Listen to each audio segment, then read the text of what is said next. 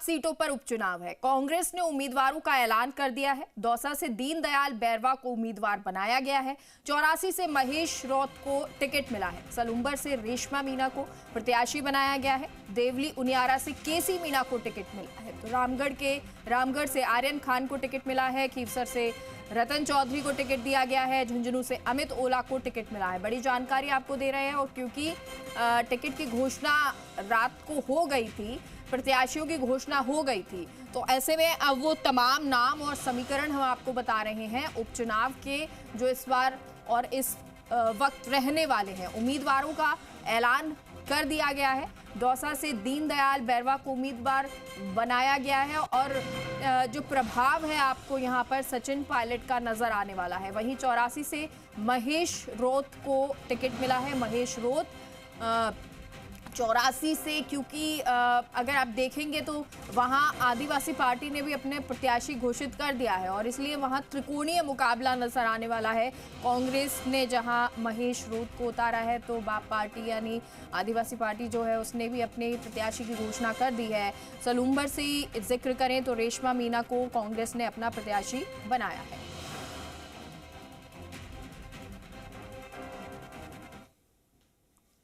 उपचुनाव में कांग्रेस की 7 सीटों पर प्रत्याशियों का ऐलान हो गया। तो 3 सीटों पर पीसीसी चीफ गोविंद सिंह डोटासरा की पसंद के टिकट हैं। खीवसर, 84 और सलूम्बर में डोटासरा की चली है, जबकि दौसा और देवली में सचिन पायलट की सहमति से फैसला हुआ है।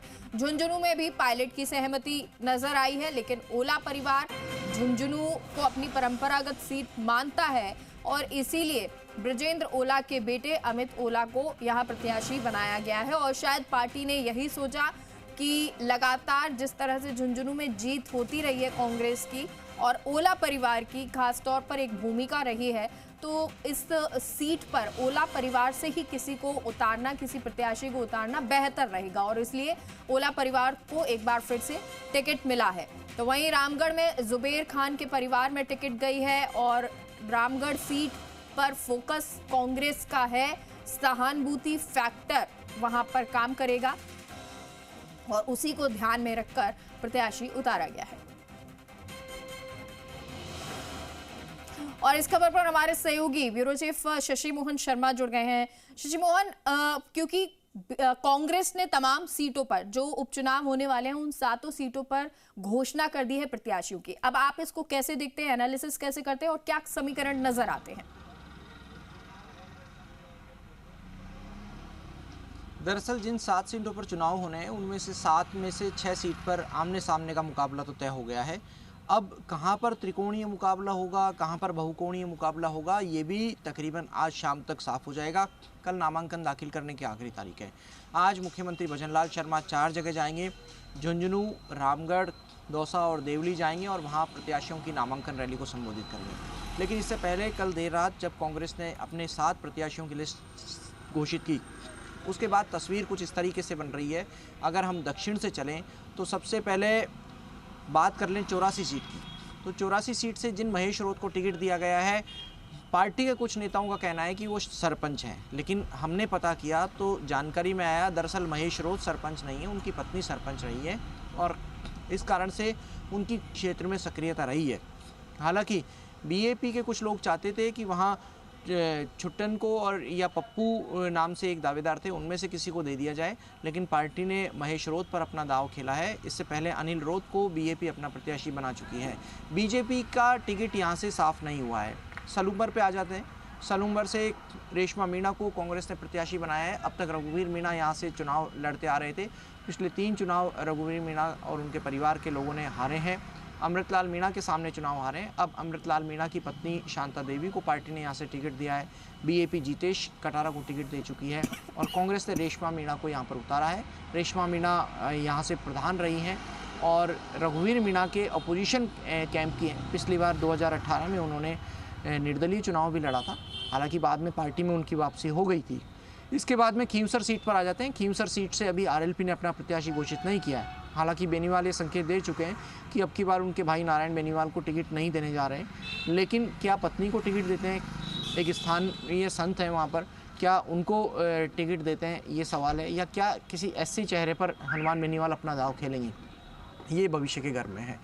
बहरहाल रतन चौधरी को टिकट दिया गया है। रतन चौधरी पूर्व रिटायर्ड आईपीएस सवाई सिंह की पत्नी है। सवाई सिंह वो चेहरा हैं जो पहले चुनाव लड़ चुके हैं, हालांकि प्रभावी उपस्थिति उनकी बहुत ज़्यादा नहीं रही, लेकिन सवाई सिंह की नज़दीकियां बीजेपी से भी रही हैं। एक समय चर्चा ये थी कि उन्हें आरपीएससी का अध्यक्ष बनाया जा सकता है, और कई जगह कई मीडिया हाउसेज में तो ये खबर भी आ गई थी कि सवाई सिंह को आरपीएससी का अध्यक्ष बना दिया गया है। वसुंधरा राजे के दूसरे मुख्यमंत्रित्व कार्यकाल की बात कर रहे हैं हम, लेकिन उनके आदेश जारी नहीं हुए थे, उन्होंने भी मिठाई बांट दी थी और शुभकामनाएं लेना शुरू कर दिया था।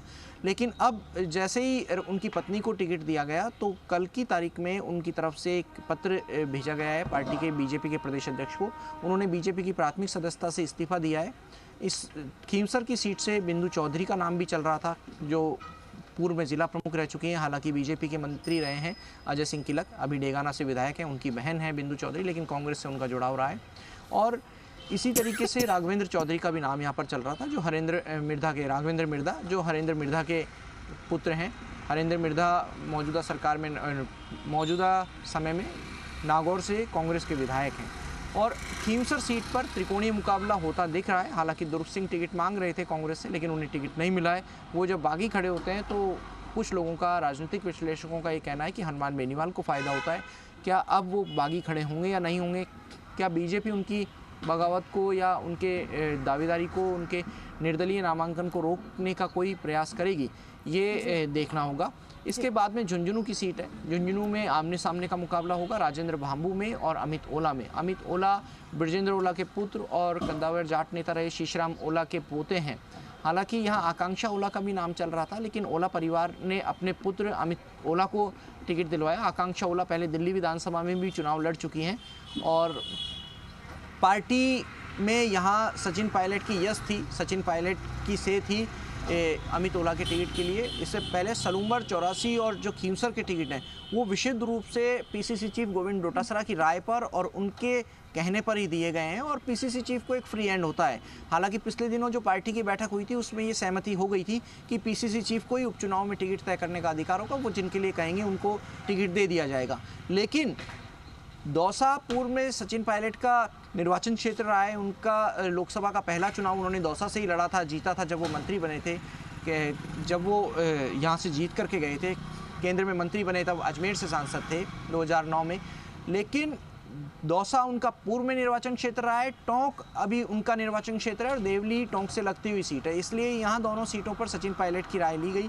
इसीलिए जो दीनदयाल बैरवा का नाम आया, वो प्रधान रहे हैं, डीडी प्रधान के नाम से उनको जी।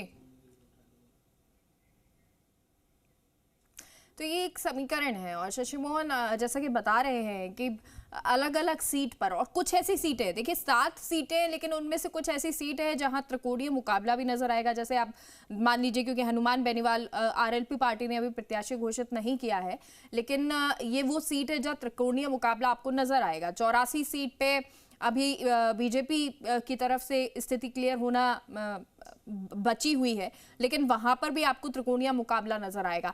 तो ये कुछ ऐसी सीट है, जगह हैं जहां पर त्रिकोणीय मुकाबला होगा, और कुछ ऐसी सीट जहां पर रोचक मुकाबला भी नजर आएगा। शशि मोहन एक बार फिर से जुड़ गए। शशि मोहन, दौसा का आप जिक्र कर रहे थे, और दौसा में क्योंकि किरोड़ी लाल मीणा के भाई को टिकट दिया गया है और इधर बैरवा का आप जिक्र कर रहे हैं, कितना कड़ा मुकाबला देखने को मिलेगा? ये दौसा का मुकाबला सबसे रोचक रह सकता है इन सभी सीटों में से। सवाल यह है कि दौसा के मुकाबले को क्या किरोड़ी लाल मीणा वर्सेस सचिन पायलट देखा जाए, क्या कांग्रेस वर्सेस बीजेपी देखा जाए, क्या मुख्यमंत्री भजनलाल शर्मा की रणनीति, मदन राठौड़ की रणनीति, या पीसीसी चीफ गोविंद डोटासरा की रणनीति के बनाम मुकाबले में देखा जाए, या जगमोहन मीणा बनाम दीनदयाल बैरवा देखा जाए।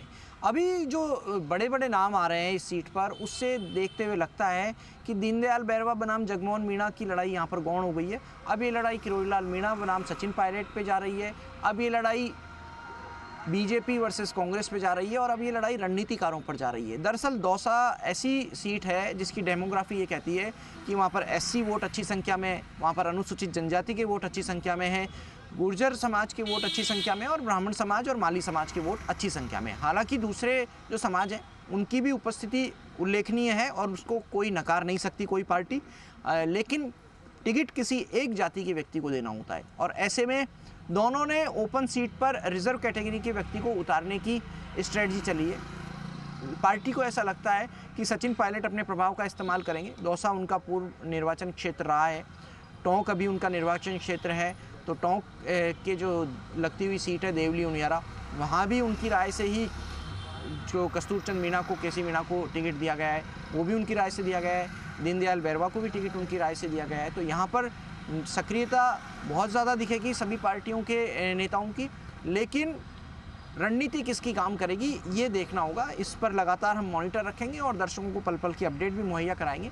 देवली सीट की बात कर लें तो देवली सीट में जो कस्तूरचंद मीणा को टिकट दिया गया है वो पहले हिंदुस्तान जिंक में काम करते थे, एडमिनिस्ट्रेटिव ऑफिसर के रूप में उन्होंने काम किया है, मैनेजमेंट में काम किया है। तो रिटायरमेंट के बाद में वो सक्रियता से जुड़े, हालांकि पहले भी राजनीतिक गतिविधियों में देखे गए, सचिन पायलट के नज़दीकी बताए जाते हैं। एक रामगढ़ सीट का जिक्र यहाँ पर करना चाहेंगे। पार्टी ने आर्यन खान को टिकट दिया है जो जुबैर खान के पुत्र हैं। तो सुखवंत सिंह जो पिछली बार ASP यानी आज़ाद समाज पार्टी के चुनाव पर टिकट लड़े थे, तकरीबन 73,000 वोट लेकर के आए थे। 34,000 वोट तकरीबन जया आहूजा को मिले थे। जया आहूजा बीजेपी के प्रत्याशी थे पिछली बार। तो अगर इन दोनों वोटों को जोड़ लें तो सीधे तौर पर 1 लाख होते हैं। तो इसलिए आर्यन खान के आगे चुनौती होगी। भंवर जितेंद्र सिंह, टीकाराम जूली, इन सब की रणनीतिक परख होगी कि वो किस तरीके से रामगढ़ सीट को पार्टी के पक्ष में करने का प्रयास करते हैं और उसका नतीजा क्या रहता है, क्या उनको कामयाबी मिलती है या नहीं मिलती है। क्योंकि जो डेमोग्राफी है वो कई बार अलग तरीके के नतीजे देती है। यहाँ पर मेव वोट अच्छी संख्या में है और मेव वोट के चलते ही ये जो सीट है ये कांग्रेस की तरफ से आमतौर पर मुस्लिम कैंडिडेट को ही दी जाती है। जुबैर खान यहाँ से विधायक रह चुके हैं, पहले उनकी पत्नी सफ़िया ज़ुबैर विधायक रह चुके हैं। सफ़िया ज़ुबैर की सक्रियता पर भी काफ़ी चीज़ें निर्भर करेंगी। हालांकि अपने बेटे के लिए वो भी प्रचार करती हुई दिखाई देंगी। टिकट में एक नाम उनका भी था, लेकिन पार्टी को लगा कि आगे के लिए भी नई पीढ़ी तैयार करनी है, इसलिए आर्यन ज़ुबैर खान को टिकट दिया गया है यहाँ पर। और सुखवंत सिंह का जो टिकट आया है उसके बाद में जया आहूजा बगावत पे उतरे थे, लेकिन उन्हें मना लिया गया है। अब ऐसे में तस्वीर तकरीबन साफ़ हो चुकी है। 84 पे जो बीजेपी के उम्मीदवार का नाम है वो भी संभवतः आज दोपहर बाद तक घोषित हो जाएगा। उसके बाद में चुनाव और परवान चढ़ेगा। कल तक सभी नामांकन भी दाखिल हो जाएंगे। कल नामांकन दाखिल करने की आखिरी तारीख है। मुख्यमंत्री भजनलाल शर्मा आज 4 जगह नामांकन सभाओं में रहेंगे। कल भी संभवतः 4 जगह उनका रहने का कार्यक्रम है, क्योंकि 3 जो बाकी सीटें हैं उन पर भी नॉमिनेशन होना है कल। जी शशि मोहन, और देखिए अभी 84 का जिक्र आप कर रहे थे, 84 सीट पर क्या बीजेपी में अभी घोषणा होनी बाकी है? और आज जैसा आप कह रहे हैं कि संभावना है कि पूरी कि आज हो जाएगी सीट पर प्रत्याशी की घोषणा। महेंद्रजीत मालवीय का कितना प्रभाव इसमें नजर आएगा? और अगर त्रिकोणीय मुकाबला ये नजर आ रहा है, बाप पार्टी आदिवासी पार्टी जो है वहाँ अगर पिछला गणित देखें, समीकरण देखें, इतिहास देखें तो उसकी अच्छी बढ़त रही है, वहाँ पे अच्छा मजबूती वहाँ पर नजर आई है। कांग्रेस ने पिछली बार लोकसभा में गठबंधन किया था तो बीजेपी के लिए थोड़ी मुश्किलें हो गई थी, लेकिन बीजेपी आदिवासी पार्टी और कांग्रेस में इस बार जो कड़ी टक्कर है, क्या वो आदिवासी पार्टी और बीजेपी में नजर आएगी? कांग्रेस कहीं पीछे रह जाएगी या किस तरह का ये त्रिकोणीय समीकरण होगा?